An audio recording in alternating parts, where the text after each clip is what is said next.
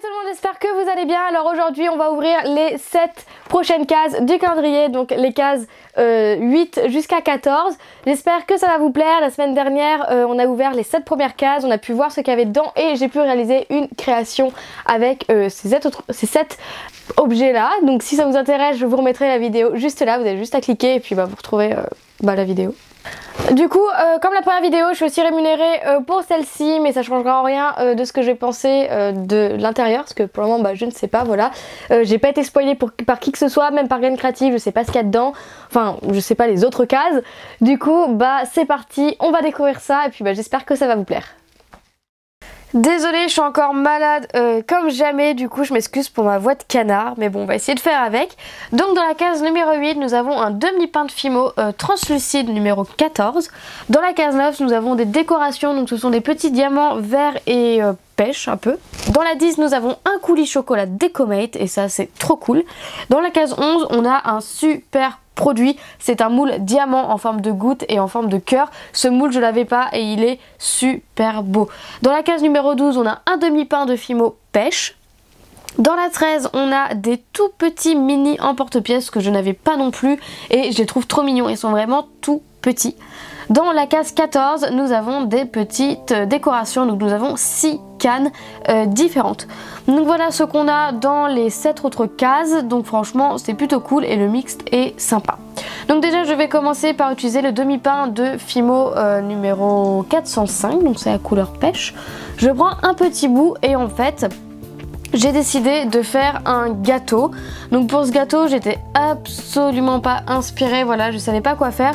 Donc c'est vrai, les produits de ces jours là sont cool, mais niveau inspiration, en utilisant le moins de choses possible, c'est assez compliqué. La semaine dernière j'ai eu beaucoup de remarques comme quoi j'ai utilisé quand même beaucoup de matériel à côté. Mon pinceau en bois en silicone par exemple. Du coup là j'ai essayé de réduire et de faire avec encore moins de matos extérieur. Donc voilà, donc j'ai quand même gardé mon aiguille et ma lame parce que voilà, j'en ai besoin. Donc en fait voilà, je viens de texturer la part et je viens gratter en fait l'intérieur. Donc c'est vrai que j'étais pas vraiment inspirée et puis je vais mettre de côté.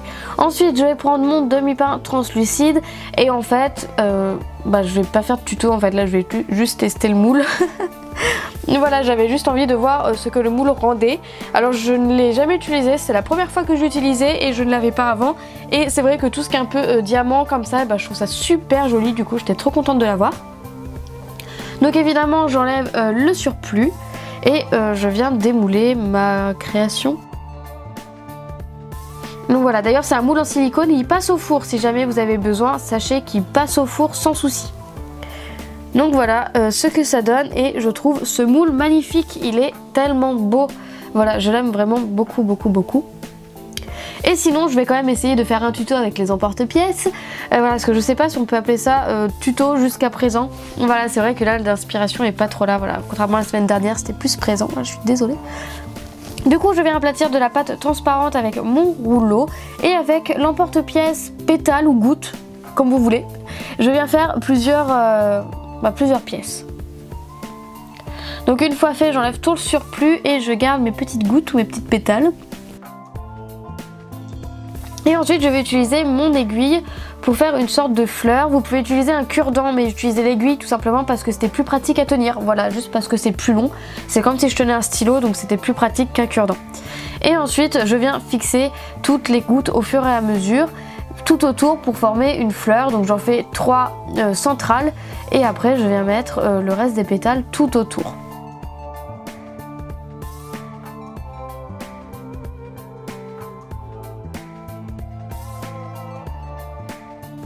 Donc prenez bien votre temps, mais voilà, c'est assez simple. Et ensuite avec un cure-dent ou vous pouvez récupérer votre aiguille comme vous voulez, je viens rebiquer un peu les pétales de l'extérieur pour donner un petit peu plus de forme à cette fleur.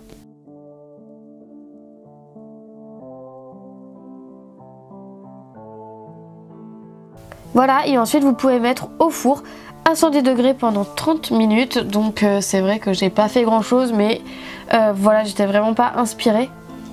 Et ensuite pour finir la fleur, je décide de mettre du vernis à l'intérieur et de mettre les petits diamants, la petite décoration en fait dedans.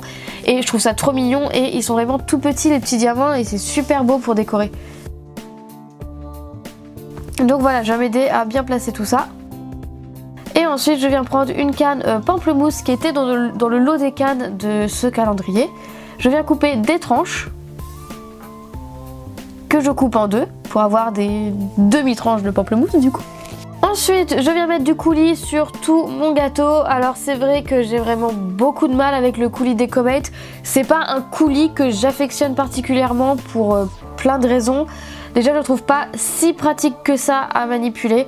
Voilà, je trouve qu'il y en a vite fait au bout de l'embout, comme vous voyez. Là il y a beaucoup de coulis qui vient se mettre autour de l'embout.